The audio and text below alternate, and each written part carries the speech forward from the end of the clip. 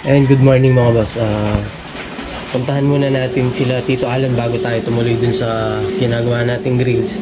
Ngayon pinapatuloy niya yung stainless na grills. Kaya sana matapos natin kagad para by Monday makalipat na tayo sa nagpapatiles. And puntahan na muna natin habang maaga-aga pa para mapaliwanag ko sa kanila yung mga dapat pang gawin dun sa ginagawa nila, yung dapat na asintahan tsaka yung hindi dapat asintahan.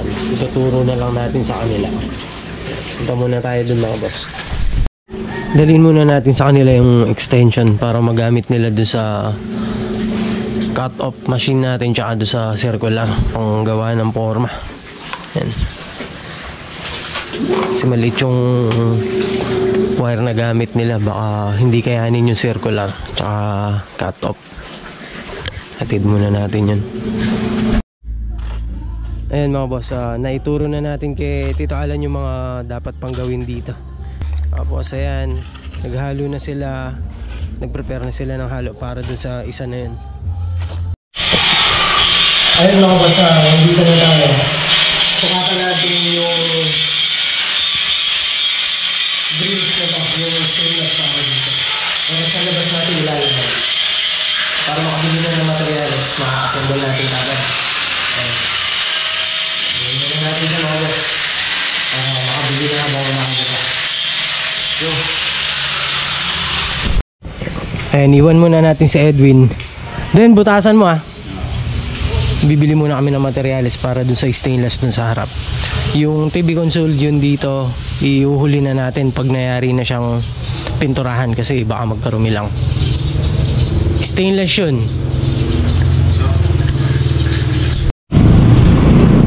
Ayan mga boss, papunta muna tayo dito sa may Arayat. Dito tayo bibili ng stainless para dun sa gagamitin nating grills dun sa harap.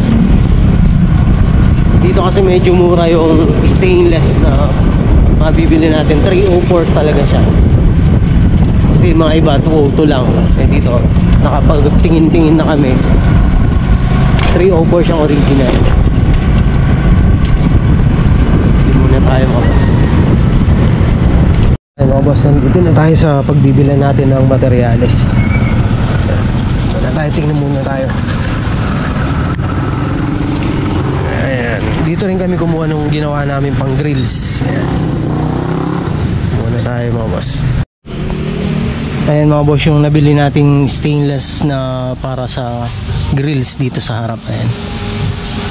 Bababa muna ni Edwin para maputulan na natin. Magawa na ngayon. Tapos yung mga kailangan natin dito. Ayan, mga welding rod, flap disc, wrapping disc.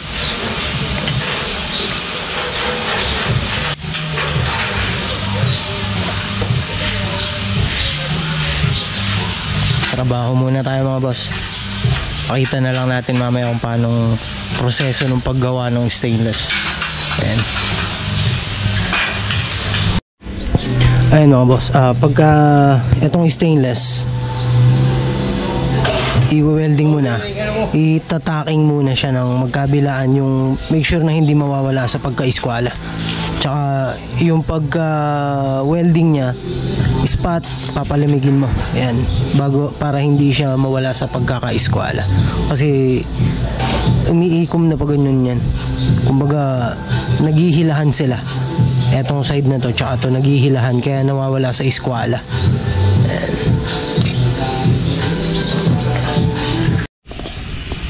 Ayan mga boss, yung pinaka-design ng ano natin, ng stainless. Pagka ganitong klaseng design, hindi ka basta-basta pwedeng putol lang ng putol, kasi kukunin mo kung ano yung clearance dito sa baba tsaka doon sa taas, para pagka nilagay mo yung pinaka-design niya pare-pareho. Hindi siya yung iba na dito nakatapat, etong ganito niya. Basta mamaya ipapakita ko kung paano magiging proseso niya para magkakatulad yung magiging design niya. Magpapantay-pantay itong mga ganito. Ayan, sige. Ayan mga boss, yung naputol natin pinaka-design niya. Ayan. Saktong sakto yan. Sakto lang siya, halos walang alog. Tapos ispat mo lang dun sa dulo, dito kabilaan. Tapos babapping na siya nun. Lahat na ibabapping sabay-sabay. Tapos yung pinuputol natin kakaparehas, pantay-pantay na yung pinaka-design nya. Tapos pinapalagyan ko na nga ng tape kay Edwin para pagka ginuhitan natin, hindi tayo na liligaw sa guhit. Kasi dito hindi naman tatalab yung lapis. Pag marker naman masyado malaki. Pagka marker mismo ang ginamit natin or pentel pen.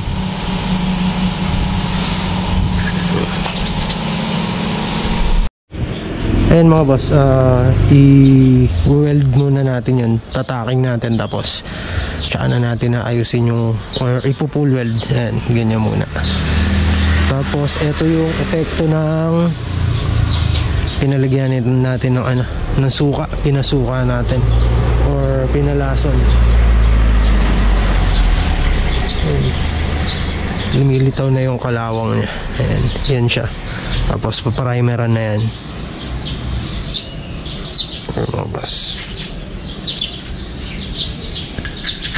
Ayan yung mga grills, yung pagitan nya, tapos mga design. Ayan. Tapos welding, tapos gagrinderin na lang yan, bapping. Ayan. Lahat yan, pati to. Ayan. Sunog lang yan, pero wala siyang butas. Okay yan. Yan, flux lang yun, pero hindi siya butas. Yan. Kasi mahinang amperes lang yung gamit natin. Kasi ito, yung kapal nito 1.0, ito 1.2. Yan. Umabot lahat nung price ng binili natin na to is 5,600 mahigit. Yan. Isang ganito lang siya kalaki, pero may sobra pa rin siyang tubular na 2 meters, yung sobra na tubular na 1x1. Yung mga tube nya, eto may sobra man dyan, liit-liit lang. Yan lang yung sobra nya. Yan, sukatan muna natin para dito ulit, kasi iba yung design dito, para mabuo na rin yung dito nya. Ayan mga boss, yung nagawa natin sa grills na stainless. Lang sa pag-welding ng stainless, ingat-ingat dito sa mga flux na to. Ayan o. Ayan, itong mga to. Ayan. Ayan. Ayan. Itong flux na ganito. Ayan. Ayan. Kusang tumatalsik yan, kaya kailangan palagi kang naka-safety glasses. Kasi baka pumasok yan sa mata mo, delikado, lalo na pag tumalsik yan, mainit pa kasi galing sa welding. Yan, tumatalsik yan pag sa stainless, kusa siyang natatanggal. Ito, hindi katulad nung mga bakal, titiktikin mo pa. Ito hindi na, kusa siyang humihiwalay. Ayan, humihiwalay siyang kusa. Ayan. Ayan. Ito, dami, no? Mga na kusang natanggal yung mga yan. Ayan. Kaya kailangan palagi kang nakasalamin. Ayan. Ayan, ganyan siya. Ganyan magiging forma niya. Ayan. Ayan. Kulang pa dito. Tsaka isa pa rito. Dalawa, bali tatlo pa rito. Isang pa ganyan. Tsaka dito. Tapos yun, isa dun sa dulo. Eto, isa na lang pa ganun. Tapos babapping na natin. Pwede nang ilagay dun sa bintana niya malaki. Yan, punta muna tayo dun sa kabila kasi araw ng sahod ngayon, bibigyan muna natin sila ng mga pang-allowance nila. Tara, let's go. Ito yung sinasabi ko mga boss, na ginawa nating DIY lock.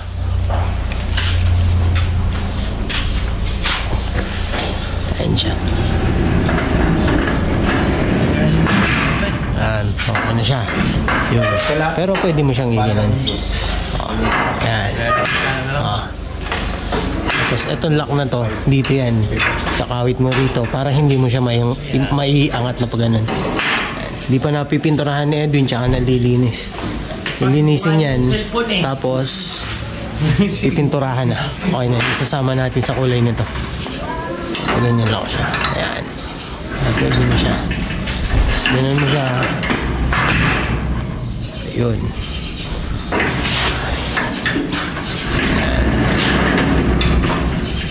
Ayun yung ginawa natin kahapon na DIY lock para dito sa sliding door niya. Ayun. Punta muna tayo sa kabila mga boss. Payday din dun eh. Kaya bibigay muna natin yung mga pang-allowance nila. Ayun mga boss, yung nagawa nila Tito Alan. Medyo marami na rin. Hanggang dito sa kabilang side. Ito ayan. Paikot hanggang dito. Ayan. Ito delikado dyan. Kasi pwedeng magpunta rito yung mga ahas kasi malamig. Puro saging. Yan, okay na yan.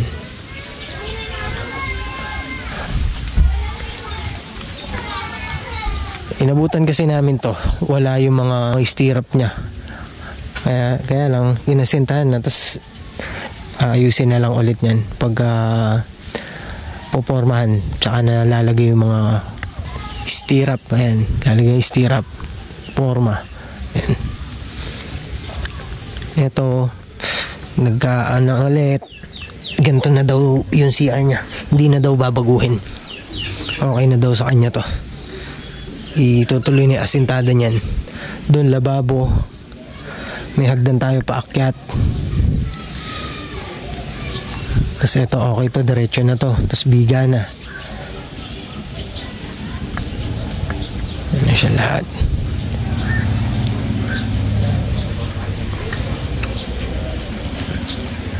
Dapat dito may high window na siguro nakalimutan nila. May high window yun sa para sa lababo. Tapos dito, yun, high window din para sa CR dito. Sa portion na to. Dito na tayo maglalagay ng high window. Yan, tama pa rin. Ito, kaya pa. Yun dun lang, sobrang taas na. Dapat,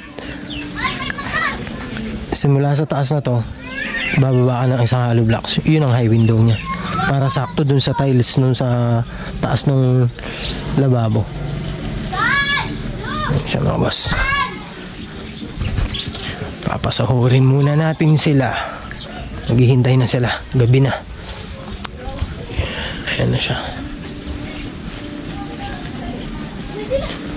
Ayan na siya lahat mga boss. Ayan. Wala nang division sa gitna yan. Basta flooring yung sa gitna, yun yung may division yung drywall natin sa kwarto. 2 kwarto kasi yan sa taas.